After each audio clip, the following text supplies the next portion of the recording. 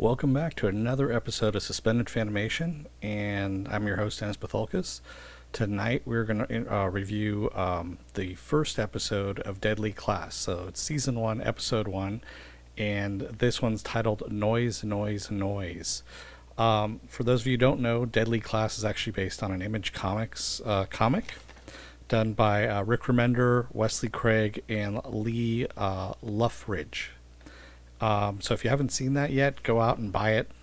I'm sure you can find it at your local comic book store or other trade places if you prefer digital comics as well.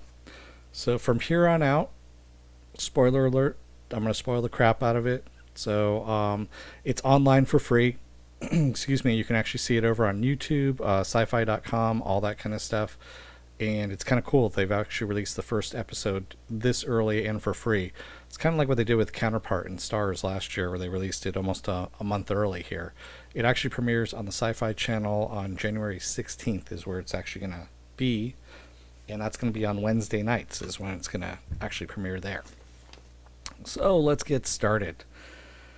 We open up in San Francisco in 1987. That's where this all takes place. And we see this kid, Marcus. He's in a class, and he is, learning some stuff, and he gets passed a note.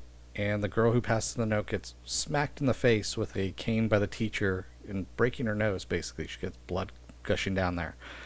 And then we see the day before where he was actually homeless and looking at a burned out ruin of a building, and it turns out that he's wanted for murdering 12 kids in that burned out house, and the police are looking for him.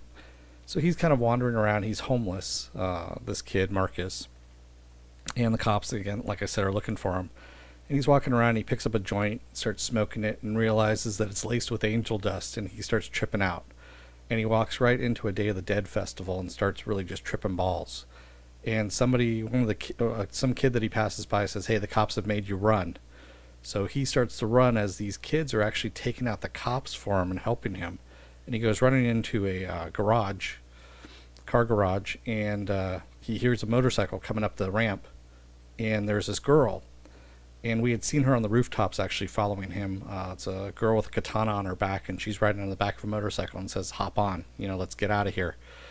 And at this point, he kind of freezes, and these cops come up the ramp, and she proceeds to just kick the cops' asses. That's what she does. She gets off the bike, puts down the katana, and literally just kicks these cops' asses. In the meantime, Marcus gets a bag put over his head and gets abducted and pulled off the street. And when he has the bag pulled over, off of his head, he's sitting inside of a room like a meat market, and you see these meat hanging up there. And he's asked by some guy who's called Master Lin to join a school because his reputation precedes him. He's actually a killer now at this point, and the school is for killers, is what this is. He declines and walks out. He's like, "Yeah, no, I don't know what the hell you guys want.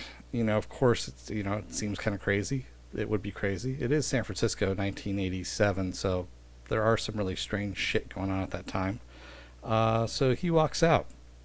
And then we go through Marcus's backstory.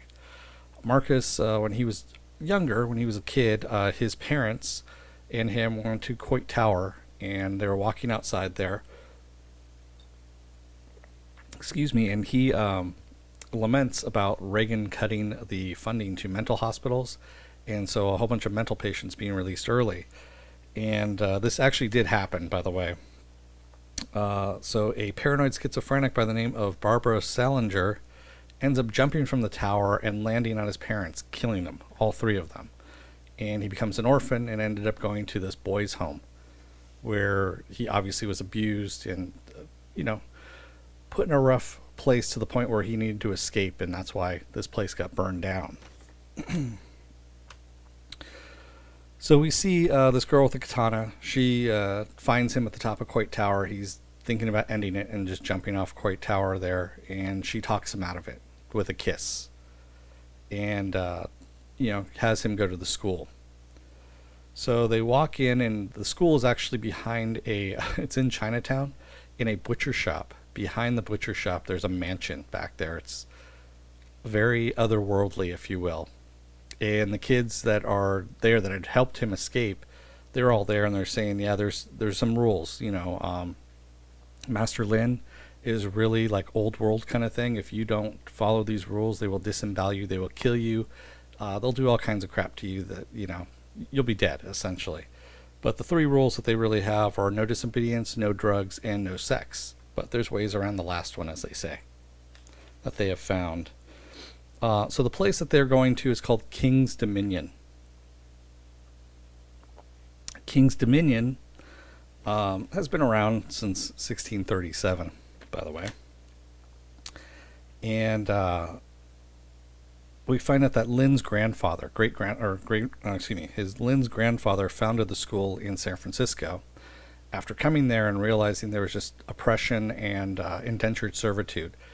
And he taught himself how to kill and to get revenge, essentially. That's what the school is all about, is helping the disenfranchised to rise up and kill their oppressors. That's really what it's all about. So he... Master Lin actually opens up a box, gives him a school uniform, which we see him get dressed in, Marcus gets dressed in, and picks up his first books, which are Poison 101, The Anarchist Cookbook. He gets a Faces of Death VHS, and some weapons, and goes to class. And that's what we do. He's walking down the hallway and bumps into Willie, and Willie doesn't like him, of course, and he finds out very quickly that he needs to join a gang, is what he's been told. And since he's Latino, Maria shows up and says, hey, you need to join us. The Satovatos is what they're called. Otherwise, he's basically going to die if he doesn't join a gang. And he's like, no, it's okay, I'm on my own. And Maria's boyfriend Chico comes up and kind of manhandles her, and Marcus doesn't like that, of course, and steps in, and he gets his ass kicked. And then Chico basically says, hey, you know what, I can't kill you here, but I will after school. We're going to do this outside, because it's not allowed, of course, to kill students killing other students, even though this is an assassin school. So we end up in AP Black Arts, as the class that we're in there. And we're told that the homework that they have for that one is to find someone who deserves to die, kill them, and bring back proof. That's what Master Lin tells them. That is their homework assignment, is to find someone who deserves to die, kill them, and bring back proof. So we're going back and forth through these different classes, and we see hand-to-hand combat with Miss DeLuca as the teacher. And Miss DeLuca, you probably remember from she's an actress from Eureka, the show Eureka. She played Jo in that one. I didn't recognize her at first. And Miss DeLuca says grab a sparring partner and find their weakness and kick their ass, essentially. So Maria walks up to Marcus, grabs him as a partner, and decides to show him some moves. And we see Billy. Billy is a guy with a mohawk who's kind of funny. He's a little out there, if you will, and he gets his arm broken by this big guy named Victor. And Victor, he keeps saying, I could feel your erection on my chest, and things like that. He's just basically goading Victor on until Victor actually breaks his arm. So he's been told that his reputation has spread across the school, his reputation as a child killer. One of the things when he opened up his locker was that there was a doll with a note said child killer, with a knife stabbed through that note into the doll for him. So we end up going into Poison 101, who is taught by none other than Henry Rollins, who is playing a character named Jürgen Dentke, is his name. And he's talking about different ways, different household items that could be used as poisons to set as an example. And Petra, who is a little goth, is saying that strychnine would be a great one, to set an example, because it doesn't kill your enemy right away, makes them go into convulsions and kind of curl up and die, if you will. Billy has actually is working with Petra and squirts a little something into Victor's drink, his can of soda that he's drinking there in class while he's not looking, and it turns out to be a laxative. And Victor tries to get up, and excuse me, Jurgen tells him to sit down. Sit. He can't go to the bathroom, and of course, Victor ends up shitting himself in class. And Jurgen says this is a prime example of what can happen, and then he tells Billy to go grab a mop. So Billy does not get out of it either. Doesn't get away all that far. So we find out the hierarchy of these people. So we have the preps, which are CIA kids. We have the Dixie Mob, which are neo-Nazis and white supremacists, led by Brandy. The Hessians that are led by Leonard. We don't get too much on them. And then the Final World Order, which is they're out of Watts, and that's led by Willie. The Kuroki Syndicate, excuse me, I'm going to murder that one. And Saya, that's the girl with the katana, she's the one that leads that, and that's all the Yakuza kids. And then, of course, there's the no affiliation people who Billy and Marcus belong to. They are basically the bottom of the barrel and get picked on all the time. And they go up to the roof where the unaffiliated hang out, and it's called the Graveyard up on the roof. Don't know why. We just know that's called the Graveyard so far.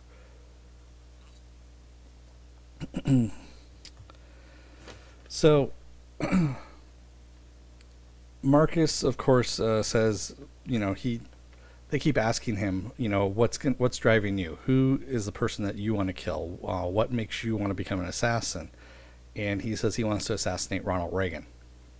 Because Ronald Reagan was the one that killed his parents, essentially, by setting all the mental people free. And it's just a really weird, everyone's kind of laughing at him, going, okay, yeah, sure, whatever, why don't you shoot for the stars while you can, but hopefully you survive Chico first, because Chico's going to kill you. So Marcus ends up going to talk to Saya to find out about Chico, and he basically tells her the truth, that he didn't kill anybody in that Boys Town thing. He basically escaped. He knocked out a couple of guards when he went out, but he didn't kill anybody. So somebody else did. Somebody else lit that thing on fire, and he hasn't killed anybody at all. And she says, well, why did you come to the school then if you're not a killer? You do realize all these people are going to kill you. That's what they're here for. And so he's like, yeah, that's why I'm asking for your help. She says, you just better run. So he's taking off, getting ready to run. He bumps into Maria, and she's got this big black eye, and she says that Chico did it.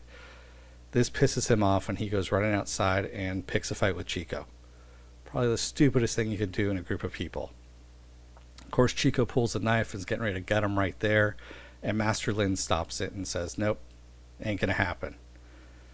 And Chico's like, oh, no, we're just sparring. He's just my sparring partner. He's learning the ropes. And this is all happening within the first day that Marcus is here, by the way. This is all the first day that he's there. And at this point, Marcus is like, you know what, fuck this, I'm out of here. He says, fuck this school to Master Lin. He's taken off. And he's changed back into his street clothes. He's outside in the rain. And who happens to drive up next to him but Willie? And Willie's like, you know what, you're going to be my new lab partner because I need to finish this school assignment of killing somebody. So get in the car. So Willie's going to take him over to find out who Marcus wants to kill. And Marcus wants to kill this guy Rory, who is this homeless freak that basically lords it over all the other homeless people and steals from them and kills people and all that stuff. And he's actually drawn him in his book. And Rory had bumped into him. Marcus had bumped into Rory earlier on in the episode, and we saw him steal a photo of him and his dad. So it's his last photo that he has of his family. And Rory took that photo from him. So they end up going over to the homeless encampment, and Willie's got the gun on him, and he's got Rory in his sights, and he can't do it. He can't pull the trigger. And we find out that Willie's basically all talk. He's a pacifist. His mom is actually the real OG, and she's the one that sent him to the King's Dominion in order to toughen him up a bit. At this point, Rory has seen them and starts chasing after them, and they separate, and Rory has cornered Willie.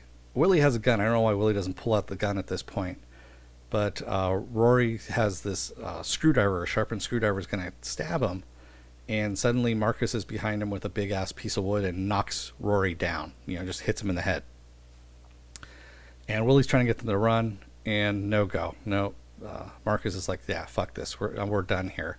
And he kills Rory. He basically makes his first kill and decides at that point that he's actually going to stay. He's going to go back to the school.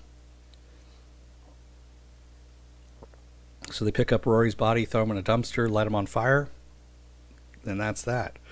And Marcus basically tells Willie, he goes, you know what? He goes, I'll do your homework for you. Tell me who you want to kill, and I'll do your homework. That way you can stay in the school and you don't have to go back and face your mom about this kind of stuff.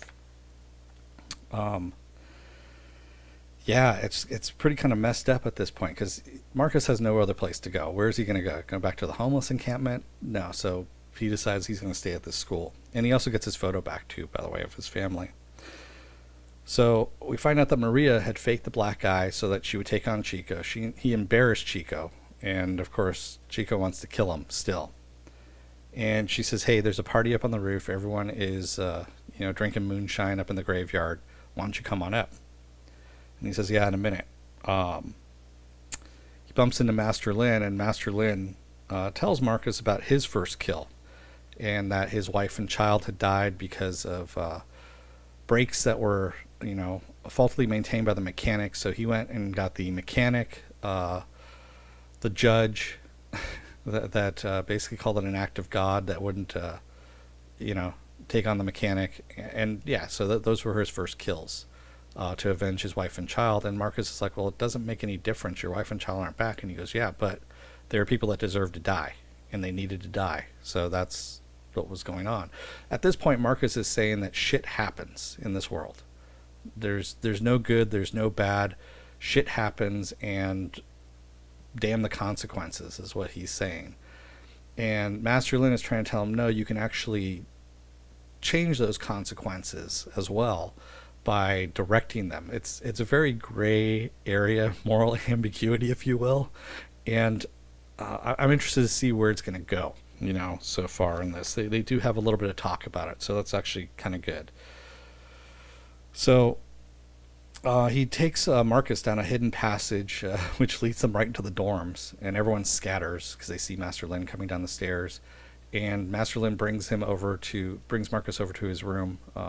And it basically looks like a storeroom with a bed in it, and says, all right, good night. Basically leaves him there. And then we see Saya. She's talking to Master Lin back in his office and asks him if she's done with her assignment, because her assignment was to get Marcus to get into the school originally. And that's how she sealed it, was with the kiss. She got him back into the school. And Master Lin says no, she's not done yet, and then slides over Marcus's picture back over to her. We don't know exactly what that means, but we'll find out fairly soon. So Marcus goes up to the graveyard to go and have a drink with everybody, and everyone's up there. It's kind of like the watering hole at this point. And he's hanging out with Maria, having drinks, and that's where we end the episode. What can I say about this episode? But wow, I mean, it was very well done. It was very cinematic and very, very cool. I mean, of course, it's the showrunners are the Russo brothers. Of course, they were executive producing this, and Rick Remender, who created the series, one of the co-creators of the series, wrote this first script along with a couple other people as well. But very, very well done. And like I said, there was a lot of exposition there, as you could see, a lot of world building, a lot of setup. Very, very well done and worth your time. It's an hour long. It's 54 minutes, somewhere around there. And like I said, it's for free right now on YouTube. You can find it on YouTube. You can also find it on sci-fi.com. And also there's a sci-fi app as well, so you can actually find it there. And it's all unedited. There's swearing in there and whatnot, which is good because probably when it airs on the 16th on the Sci-Fi Channel, you're probably not going to hear that swearing. So they're very kind of funny about that. I mean, they did it with The Expanse when they had The Expanse on. They actually had the swearing on the app, and then they kind of got rid of it when they started replaying it on the app. I don't know why. So definitely a big thumbs up. Looking forward to the rest of the series. Hopefully it doesn't get canceled by Sci-Fi like Sci-Fi does. And just looking forward to more of this stuff. So if you guys like what you see here, please subscribe to the button there and also hit the like button down below. And you can also find me on Facebook. That's Suspended Fanimation.